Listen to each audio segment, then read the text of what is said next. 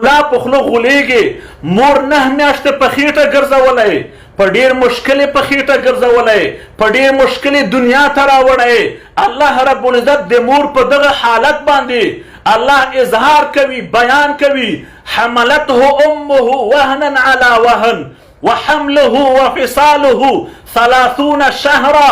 مور د درد په درد باندې حملته امه کرها ووضعته کرها. نو مور درد په درد باندې ته په خېټه وګرځولې، د خپل بدن نه یې ته 9 میاشتې په خېټه کې وساتلې. د مور د بدن نه تا رزق خواړه دې خواړه او په ډېر دردونو او په دردونو په سختیو په چغو ووضعته کرها دنیا ته یې راوړلې. بیا یې 2 کاله پۍ درکړلې، بیا یې د زړه په غوښو رالوی کړلې. نن ته لعین غټېږه وایې چې مور اجازې ته ضرورت نشته. پلار درته شپه ورځ خپل سر اوږې ملا یوه کړې وه، خښتې او ټاټکې چلول، تا ته حلال رزق و روزي راوړه. نن ته وایې چې د جهاد په مسئله کې د مور و پلار اجازې ته ضرورت نشته. د پلار 20 کاله خدمت دې نادیده ونیوه، د مور 9 میاشتې په خېټه ګرځول، 2 کاله پۍ درکول او دا 20 کاله په دعاګانو په جارو په قربان رالویول، دا ټول د نادیده ونیوه. دې ټولو ته د قدر ونه که، لاړې د یو شیطان او د یو لوی ISI د اجنټ ملا په خوله باندې دوکه شوی وغولېدې او سیده جهنم ته ځې. مأواهم جهنم وبئس المصیر.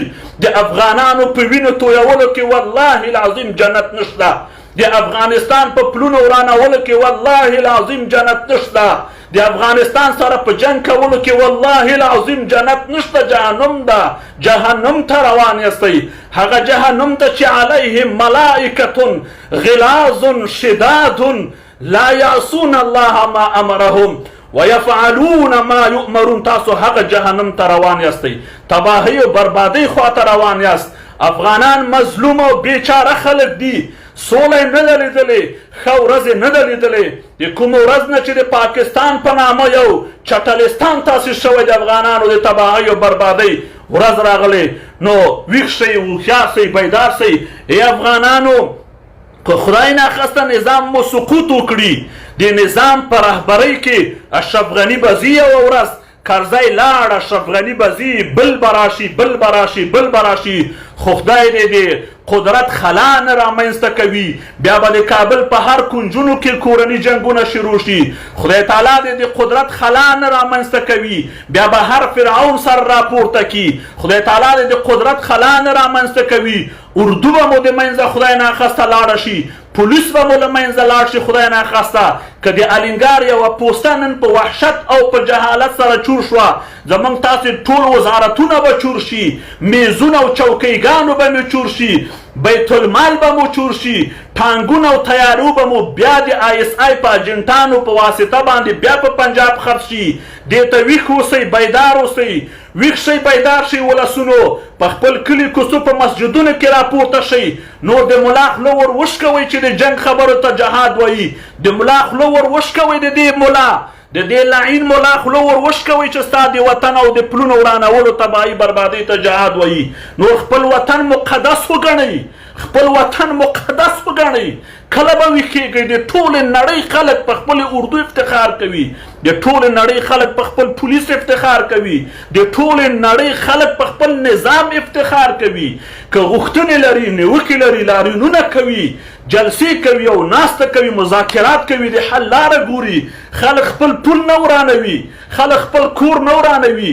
تاسې وګورئ چې امریکا په خاطر د دې چې د یو امریکایي ژوند وژغورل شي، په خاطر دې چې یو امریکانی مړ نه شي، تا ته بې پیلوټه تیارې رالیږي چې ودرې که دا بې پیلوټه تیاره وهم ویشتل سي نو کوم نفر پکې نشته، او ته دومره جاهل یې چې په خپله باندې په زوره بمونه تړې او ځې ورځې وایي ګړز ورکه بوشکې ته غازي، ګړز ورکه بوشکې ته.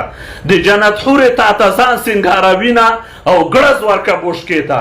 20 کلن ځوانان یاست، په شهوت راغلي یاست او دومره شهوت په تاسو غلبه کړي چې د یوې نجلۍ تصویر درته ښیي، د بالیوډ او د هالیوډ د فلمونو د انجونو تصویران تا ته ښیي، وایي دا حورې دي، او تی جاهل هم ورسره منې او دې ګړز ورکه بوشکې ته او غازي ګړز ورکه بوشکې ته. چې هلته ګړز ورکوي میدان د غلو نه ډک ته په لښکرګاه کې هیبتي ځناوران ته ایس آی زیری ورکړی و چې تاسې به د اختر مونځ په لښکرګاه کې کوئ. غلو هم ټول لښکرګاه بازار په بویو کړی ده، وینې په ټولو کوڅو کې پرتې دي. تاسې داسې وګورئ ډوزې هم خیزي، په زرګونو جنازې هم پورې وروړل، د پورې غاړې خیمې ورته فوجانو وهلي دي او د دو جنازو نه استقبال کوي او بیا یې وړي. تاسې لاشئ د کوټې په کچلاغ کې او په ځینو نورو ځایونو کې تاسې قبرستانونه وګورئ چې سپین سپین بیرغونه د هیبتي ځناورانو پې باندې رپېږي. په زرهاو کرنیلانو، په زرهاو میجرانو افسران مو ورته مردار ور ولېږل. حتی د په بولدک باندې چې ور اوړئ د چمن پورې غاړې د سړک شاوخوا چې کوم خلک اوسیږي د دې هیبتي ځناورانو د جنازو د انتقال نه دومره بوی خیزي، دا دومره نجس دي، دومره بوی ته نه خیزي چې هغه وایي ذاتي نور موږ دلته ژوند نسو کولی. ولې داسې کوئ؟ ځانونه هم تباه او برباد کړل. دومره جاهلان یاست. امریکا بې پیلوټه تیاره جوړوي چې یو نفر یې ضایع نه شي او تاسې په زوره ځانو پورې بمونه تړئ. ولې؟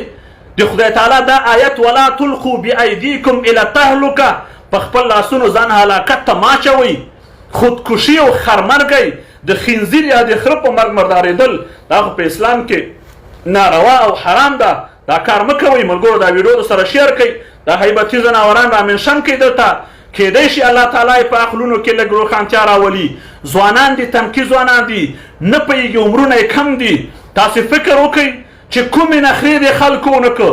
د حماسي لاین فتوا مو هیره ده چې وایي تاسې روژه ماتې په استمناء بالید باندې دی د دې نسبت یو جلیل القدر صحابي ته ورکوي. تر دې لوی کفر یا شرک شته؟ را داسې صرف د دغه سپیناوی د حماسي وکړي. د دې لوی شرک او کفر بل شته چې دوی وایي چې حتی په سنګرونو کې د جنګ په وخت کې چې دوی ورته جهاد وایي، د دو د وحشت په وخت کې دوی کولی شي د هلکانو سره خپل غریزه جنسي اړیکې ورسره ونیسي. دا د دو خلکو فتوا ده. تاسې چې نن په دا سنګرونو کې ځان سره واړه ماشومان ساتئ او غټې څڼې ورته پرېښي دي او د شانه لکه ججنوکۍ غوندې داسې ښکارېږي او په دې تاسو د غلمانو مینې ماتوئ. دا وحشت، دا ظلم، دا بربریت ټول افغانان په دې پوهېږي.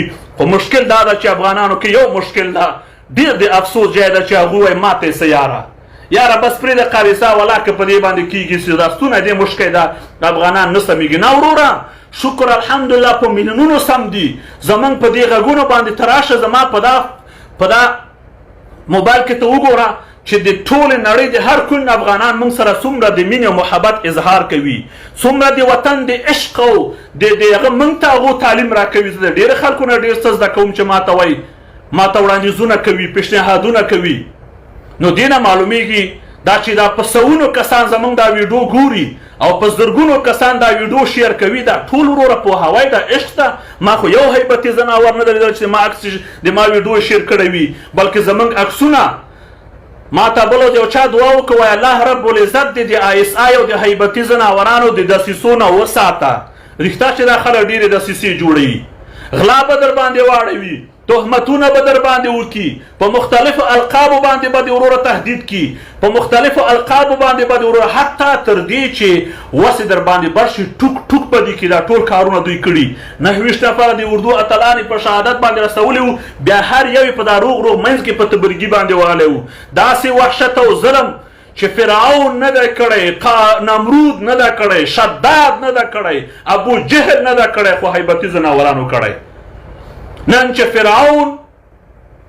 فرعون ژوندی وم ویلې وای چې یاره تاسې تر فرعون هم لوی شیطانان هسې دومره تاسو کې ظلم و وحشت و بربریت ده.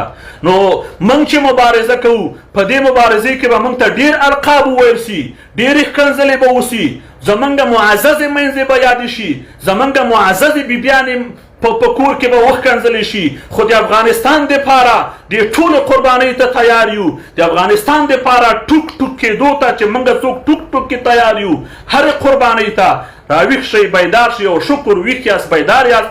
که خدای ناخواسته د قدرت خلا رامنځته سو، نظام سقوط وکړه، داسې حالت به یې لکه الینګار خلک نه دي ملامت زمونږ وروره مسؤلین دي چې ولس باندې ذهنیت سازي نه ده کړې. نن آی اس آی په دې بریالی شوی چې ستا ملا خپل کی، ستا انجینر خپل کی، ستا ډاکټر خپل کی، ستا سیاستمدار خپل کی، ستا په رګ رګ کې وروره په ټولو ریاستونو کې چې کله دو جاییږي ته په خبر هم نه یې، ستا په امنیت کې تا د غوږو تر څنګ وروره آی خپل بچی کېنولی ته په خبر هم نه یې. نو ته دومره ویدې یعنی هغه په دې نن چې په پاکستان کې د ده یو مولا د پاکستان د لارډ میکال او د دې کفري او شرکي نظام خلاف غږ نه پورته کوي، هغو په ذهنیت کار شوی، هغو په ذهن نو دلته اوس څوک ملامت ولې نه کوئ؟ په کومې جلسې کې موږ کېنولي یو چې پوښتنه وکړي چې وروره څنګه کوئ؟ 20 نفره علماو طرحه مو ورته ورکړه. آیا میاشتنی لګښت به د یو ملا څومره وي؟ چې ډېر وي 20,000 دا د 50,000 د حکومت په بودیجه کې 50,000 د میاشتې لګښت داسې نه ښکارېږي لکه په دریاب کې یو څاڅکی اوبه، خو کار دومره کوي، په میلیاردونو پیسې بېجایه لګوي. د میاشتې 50,000 ډالر لګول د میلیاردونو ډالرو مخنیوی کوي، سپموي، خو نشته څوک. چاته وایي؟ فضلي ته وایي یا دا نور تشریفاتیانو ته وایي؟ دا ټول تشریفاتي معاملې دي. تاسې لاړ شئ ټوله قرباني صرف سرتیري ورکوئ. په دا مې د زړه خبرې وي، الله دې وکړي که مشران او مسؤلونه اورېدلي وي او وروره د 20 نفر علمای کرامو په طرحه کار وکړي. بار بار یې وایم